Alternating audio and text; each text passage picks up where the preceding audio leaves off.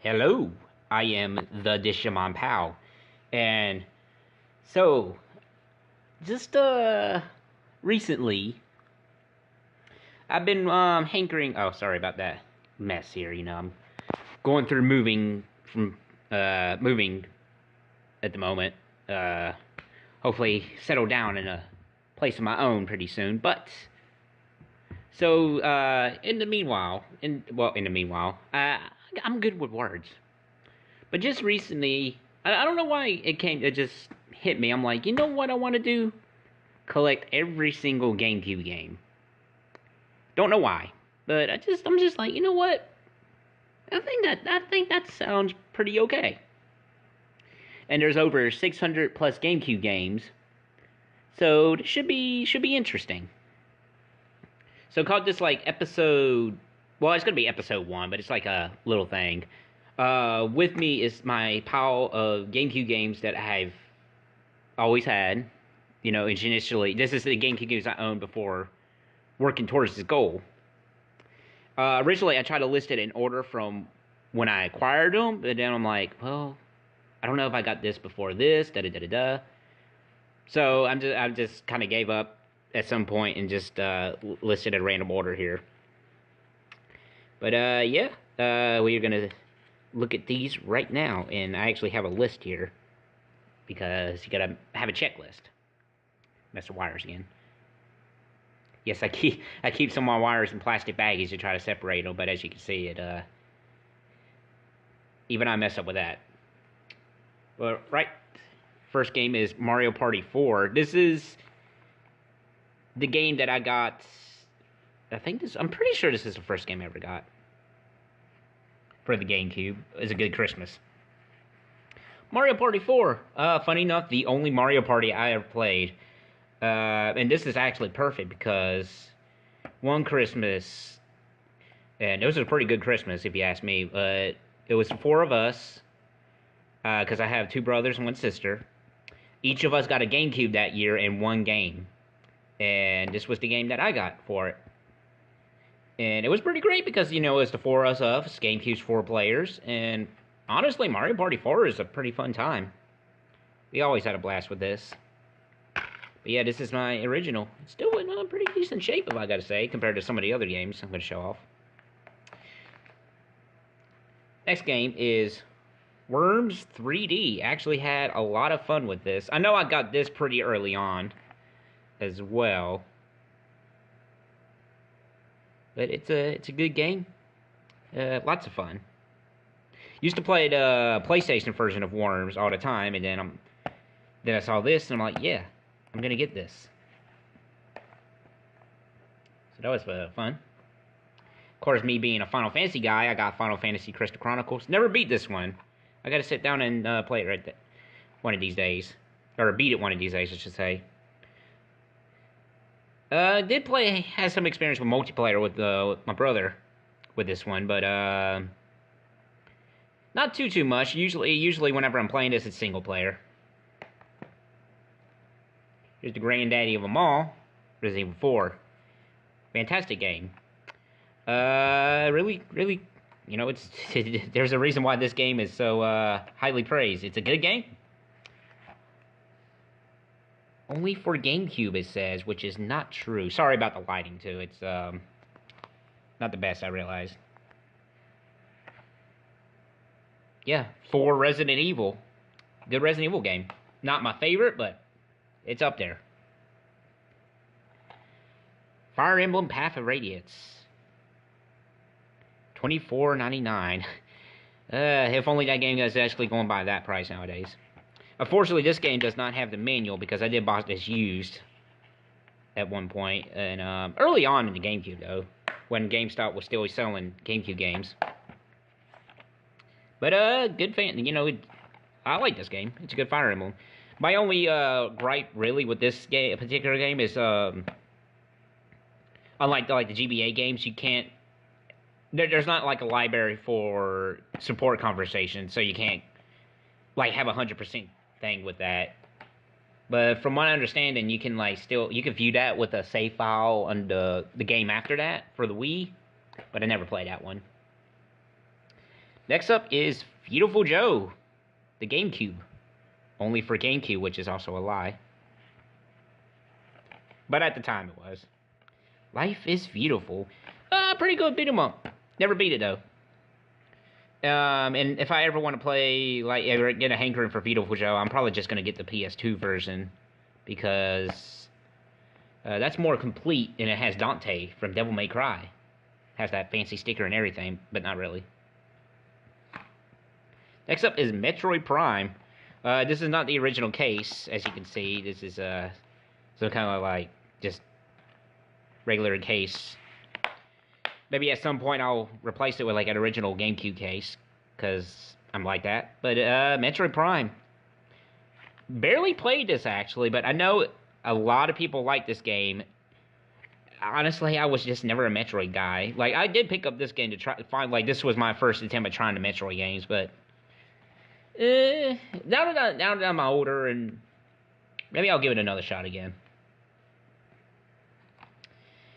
Yukio, the Frostbound Kingdom. 3 limited official card games inside. Unfortunately, this was also secondhand as with the replacement case. I think I got this one from Play and Trade. Can't remember where exactly I got this one from, but I was pretty excited about this one because I did like Duelist Arose, which I think was the previous game, well, previous console game. I'm not too sure. I don't do a lot of research. Was pretty excited because it's like a kind of like Orb Battle 64 with Yu-Gi-Oh monsters in a way. I guess it's the best. Well, not really a good comparison, but I was pretty excited to try it, and when I finally did, it kind of put me to sleep. I'm not gonna lie, it bored me. Maybe I'll have to attempt it again someday. Oh, actually, this what kind of cards you get in it. So pretty neat. Next up is Mario Kart Double Dash. And would you believe it? I wasn't actually really into this, even though I know a lot of people do like this one. Some people even say this is their favorite Mario Kart game. Just, and honestly, out of the, I only ever played this one, the original Mario Kart for SNES, and the first DS game. I tried that. It's just the Mario Kart games are never really my thing. Not saying it's a bad game by any means. Like, it's a pretty good game. It's just not my thing. Next up is Metal Gear Solid, the Twin Snakes, in this really beat up case. Like, this one doesn't even have the manual. I actually want to say that I don't think when I bought this, the case was like this. I think this is just something that happened. I think this is just something where I dropped my phone. Yeah, the quality on this is fantastic. But anyway, yeah, but the case quality itself, I think that's just from over time. Because I don't think I bought it like this. It's pretty good. It's different from the original.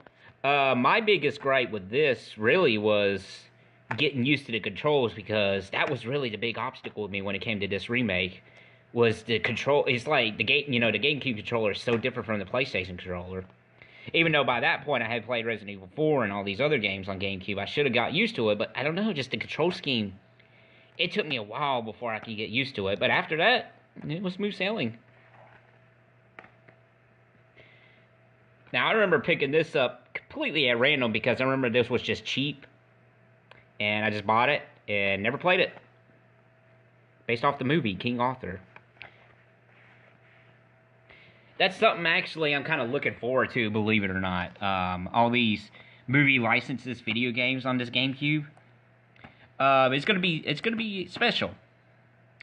That's actually, you really don't see much nowadays with video games. Like these movie tie-in video games or video game adaptations of the movies. Like, you really don't see that no more.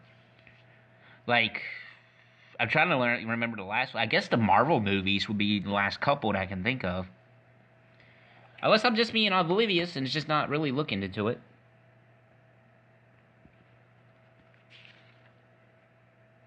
And next we have Dr. Muto. This came out on the different consoles. As you can see, it does not have only GameCube. Dr. Muto, from what I played of it, it's A pretty decent, you know, little platformer. Transforms into animals and whatnot. Don't know if he transforms into that blue thing. That kind of looks funny. I never got really too far in it, but from what I played, it's interesting. I like to go back to it and try to complete it at some point. Pretty fun. Maybe if I ever get a really good computer set up, that's actually I want to do with these GameCube games. At some point when I have a decent computer built, finally, the streamsies, I think that'll be a good time. Next up is Geist. And only paid $4 for that. Wow. Seemed like it'd be more. So here's the story with Geist. Back in the day when this game was first coming out, and it was first out, I used to watch G4. And I cannot remember the name of the show, but it played like a lot of trailers, a lot of demos, and gameplay and stuff like that. That show was my favorite show on that channel. And Geist was one of them, and I was always interested in this game because it was very, like, yeah, like take possession. You possess. You're a soldier, or you're this dude who turns into a ghost and possess things. You got to spook people and whatnot to possess them. You got to scare them to possess them because you feed off their fear. Yes, but I was really excited about this game, and like years and years later after I finally got it, well, there's a reason why it's only $4. It's doesn't hold up. It is kind of you can see where it falls apart, but the concept is really, really good. And I don't think this game is the worst in the world, but after coming, I think it's just aged poorly. Like if I probably played this when it first came out, I'd probably be more excited about it. But as it stands, Geist is just kind of aged a little poorly. And, I think this game would be nice with a remake. I think this game would benefit it. Like, you know, it can't, I mean, it's, for now, it still is only for GameCube. I think. Now, this next one I got as a joke. Capcom vs. SNK 2 EO. I like all the different stickers on the back there. But yeah, I'm a big fighting game enthusiast. I'm not good at fighting games, but I love fighting games. This is... Well, I guess technically this is only for GameCube, because this is like a different version of Capcom vs. SNK 2. I thought they said EB Games. Oh, that's right, so EB Games, I got this in West Virginia, actually, because there was the EB Games at that point. That was the only EB Games I ever knew, actually, until, you know, GameStop came around. But yeah, this is like a more simplified version of Capcom vs. SNK. 44 characters. The all-new EO mode adds attacks at the touch of a button to deliver devastating combos. So basically, they added auto combos. So, yeah, auto combos. But yeah, I got that more as a joke than anything. It's pretty silly. Here we go. One of my favorite games, Resident Evil 0. Got this at Player's Choice. I'm pretty sure I had a different version, because I had to have this before I got a Player's Choice. But anyway, love Resident Evil 0. This game is great. No longer only for GameCube. Did a playthrough of it on the channel. It's like one of my first ones. I got a lot of feedback during that playthrough, which did help, and I do appreciate anybody who gave me feedback for that, because honestly, throughout the whole playthrough, I really beat myself up about it. But honestly, I'm like, you know what? I don't think I was that too bad at the game. But Resident Evil 0, fantastic, is my favorite Resident Evil game in the series, out of all the games I played. The only one that comes close to this, like, it's a toss-up between this and the original Resident Evil 1. I love those two games.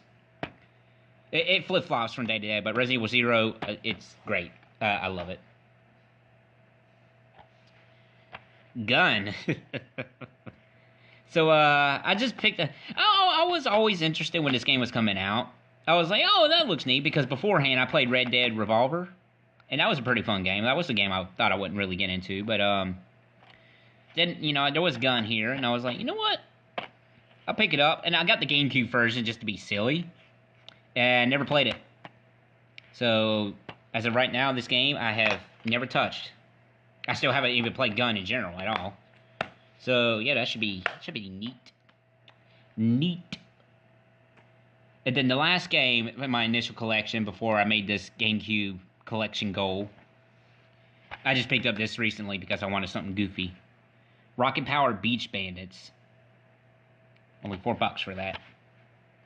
Totally extreme. This game has the silliest thing. Like, you can immediately unlock all the levels with basic knowledge of the show. It's pretty hilarious. Like, I literally unlocked every level by answering questions in a cheat code thing. It's pretty silly. After that, I never really played it much. I played a little bit of the first level, and that was it. But yeah, Rocket Power.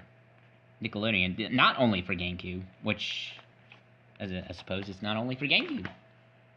But yeah, that's 17 games right there. And and I do have a couple stuff that I recorded. So I do find a couple more GameCubes to add to the collection here. But that's my initial GameCube collection.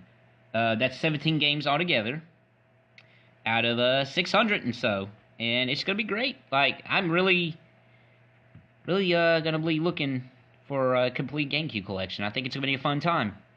Probably will not happen anytime soon, especially with what I'm going through at the moment, trying to get this new place, get a new house, settle down and whatnot. But yeah, that's the first episode of GameCube Hunting, I guess is what I'm going to call this series. So yeah, this has been Dishalon Pal, and hopefully we can find some goodies for good prices.